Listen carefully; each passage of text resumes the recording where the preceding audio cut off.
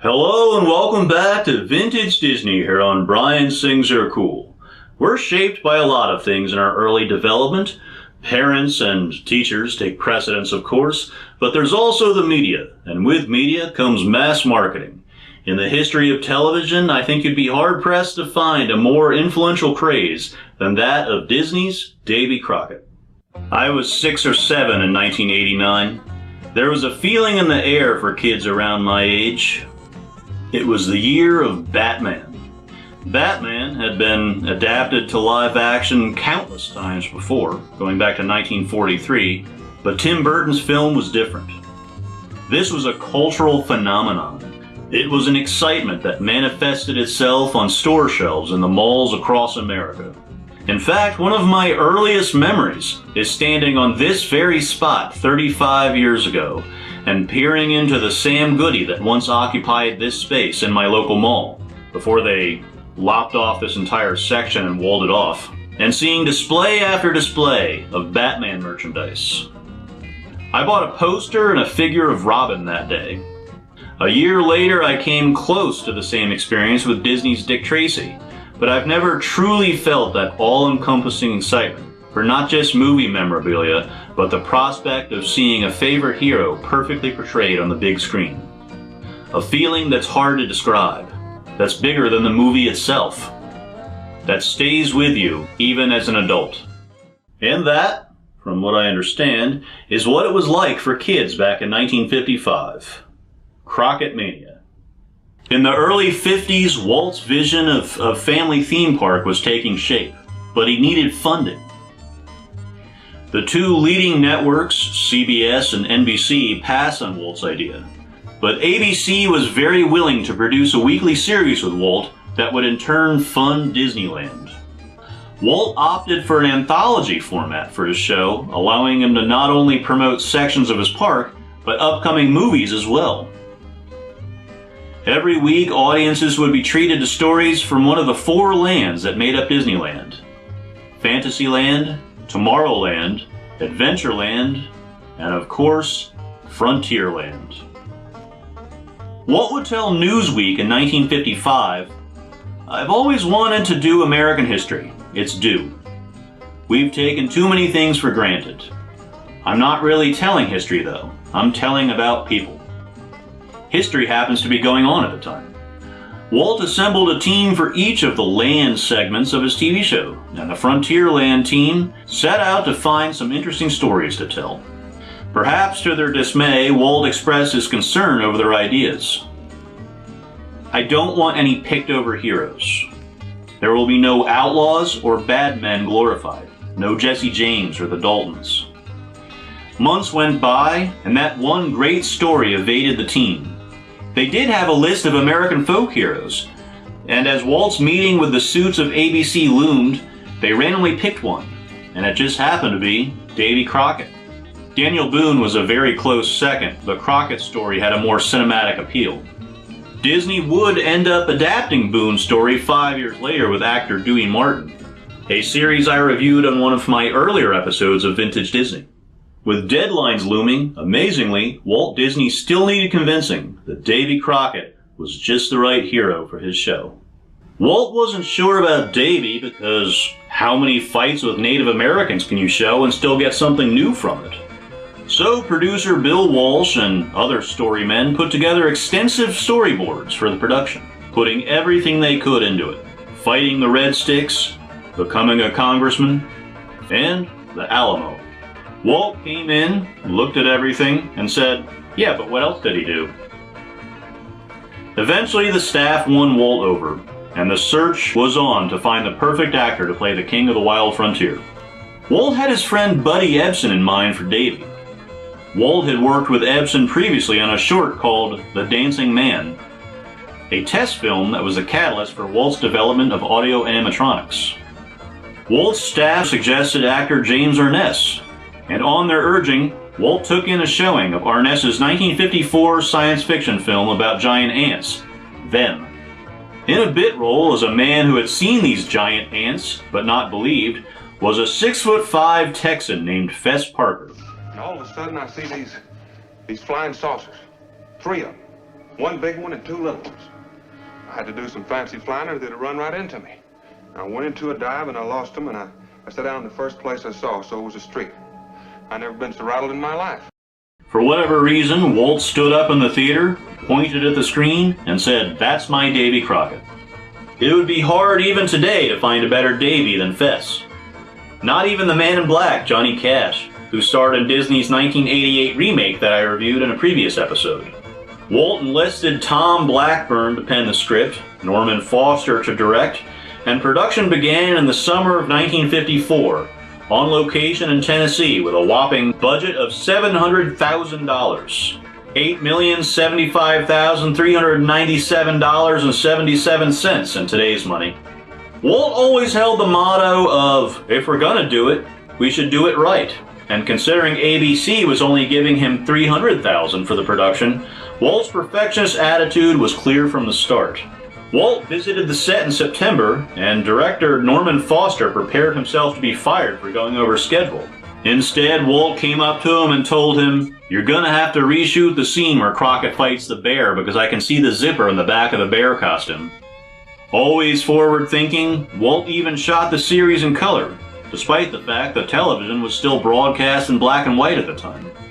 This meant the series could later be combined and released in theaters, and even rerun as color TV came to fruition. That's not to say everything ran smoothly during production. Buddy Ebsen, with memories of his aluminum makeup poisoning during The Wizard of Oz probably still fresh in his mind, had to be rushed to the hospital when the prop man overloaded his gun with powder.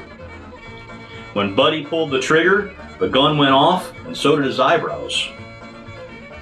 Doctors were worried his eyesight might be impaired, and Walt was so worried he called the hospital 3 times.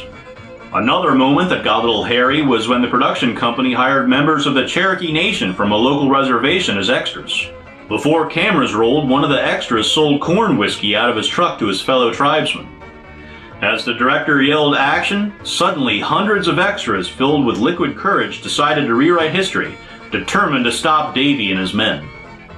Add to that the fact that some of the extras refused prop weapons and opted to fight with real tomahawks.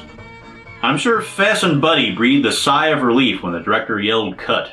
Disney's Davy Crockett is so fondly remembered today for a variety of reasons, and one of the big factors is its excellent music.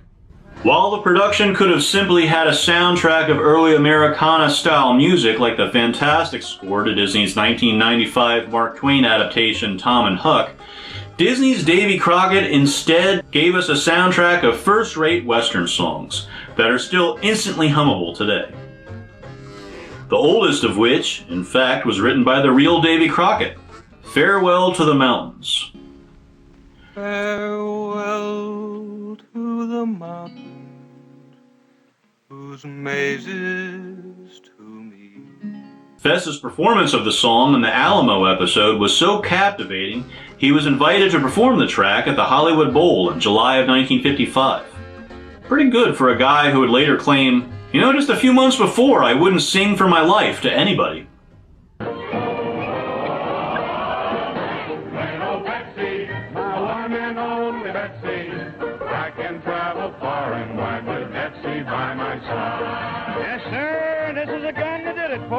Another track that became well-loved due to the success of the series was Old Betsy, written by George Bruns and Gil George, a pseudonym for Hazel George, Walt's personal nurse.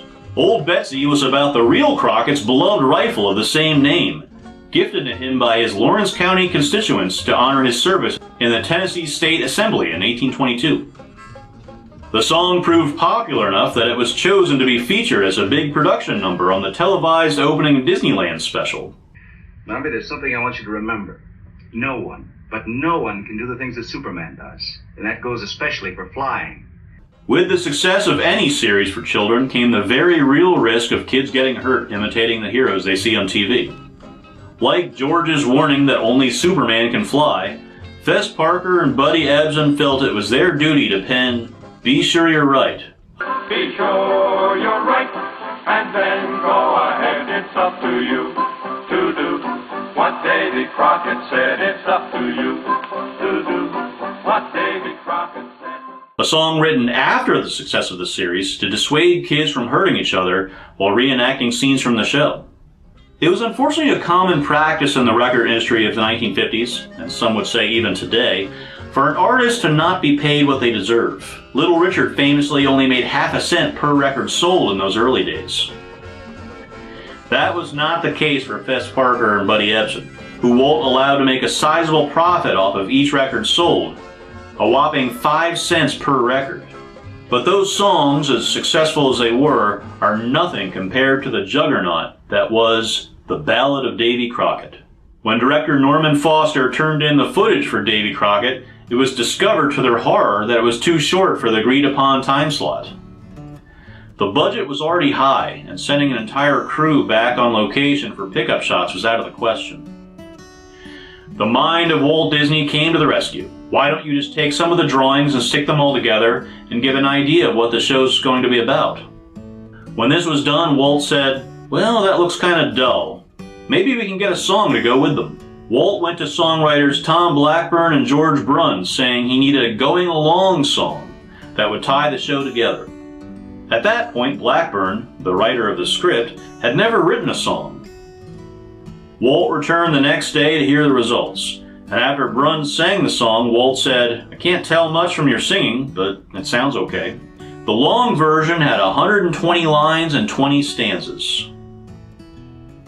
Walt saw the song as a way for kids to pick up on things that might go over their head. The song was introduced on the very first Disneyland TV show on October 27, 1954. That night, Walt was introducing his vision of a new family theme park to American homes, which included the 4 planned lands for this proposed park.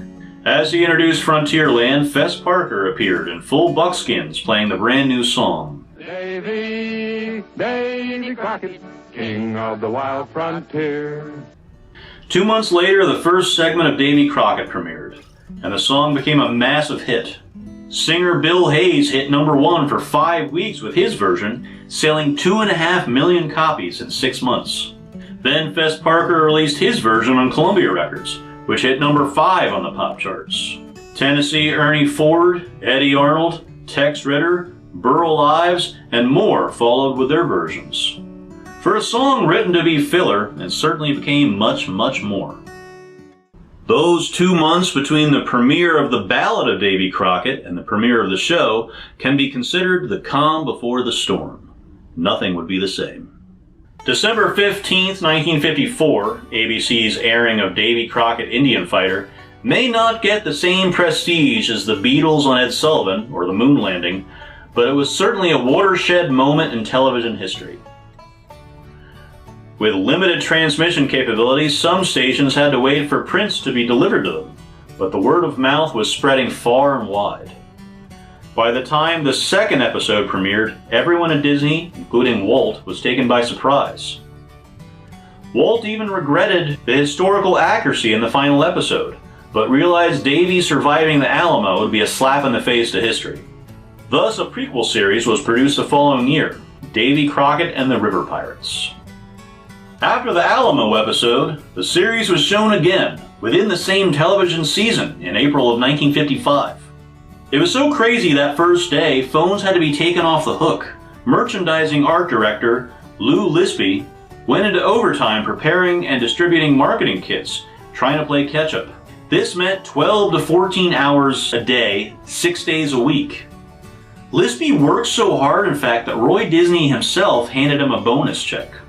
By the end of the fad, over $300 million in Crockett merchandise was sold, beating out the previous record holder, Hopalong Cassidy, in 1950. Merchandising, merchandising, where the real money from the movie is made. They were taken completely off guard. Walt once entertained Tennessee Governor Frank Clement at the studio. Clement asked Walt, "Tell me, Mr. Disney, did you have any idea that when this Davy Crockett show premiered, that it would be the sensational success it is today?" Walt winked at Buddy Ebsen, who was sitting next to him, and said, "No, we were actually pretty disappointed. We thought it would be really big. The hottest item was the coonskin cap.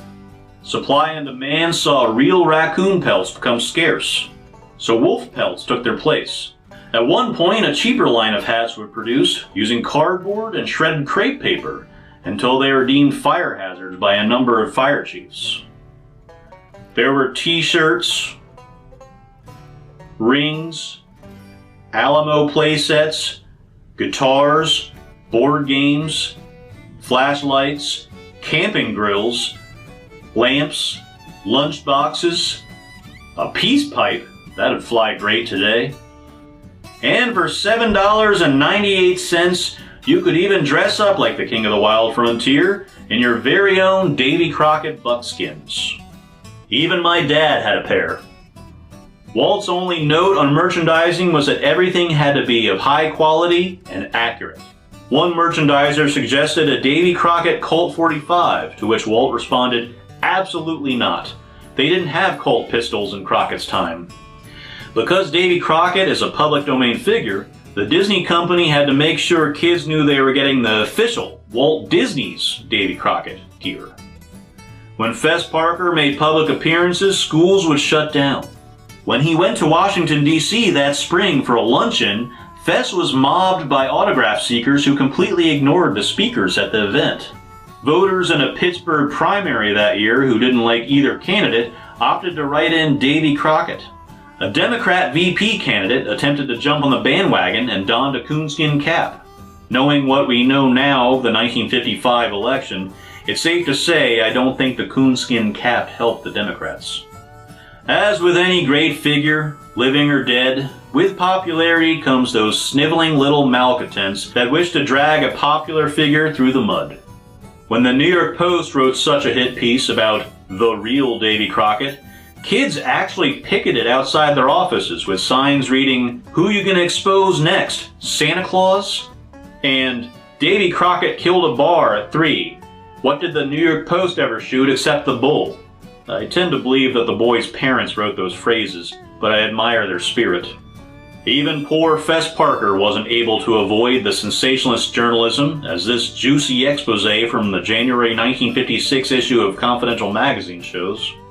Perhaps the real Davy was more complex than Disney's, but both versions have stood the test of time, and both are equally deserving of our adoration. Looking back 70 years on, what effect has Crockett Mania had?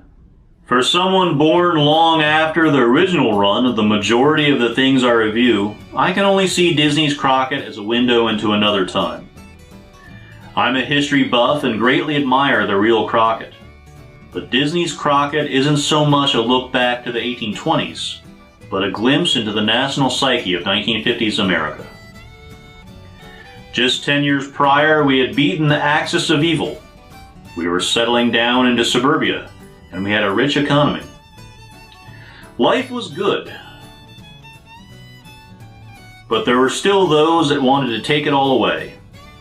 Kids were fully aware of this, and sought fantasy heroes like Superman, Commando Cody, Sky Marshal of the Universe, or Space Patrol. Then there was Crockett. Here's a guy who not only stood up for what was right, but actually existed in real life. The ultimate role model. The motto of "be sure you're right and go ahead" can be seen as rather vague in hindsight, but it taught kids to be true to themselves. And for better or for worse, that individualism helped shape the next 60 to 70 years. I've seen a number of fads come and go in my life. I've looked up to numerous costume heroes throughout my childhood.